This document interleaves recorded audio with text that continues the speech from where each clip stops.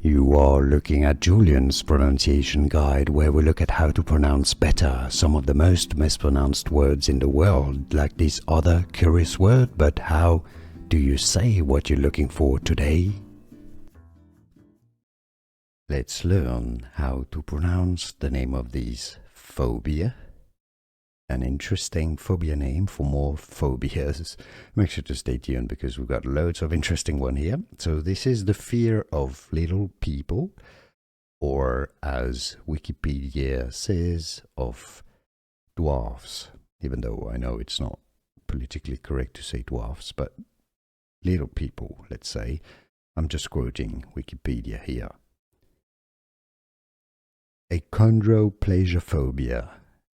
Achondroplasiaphobia. Achondroplasiaphobia. And now you know.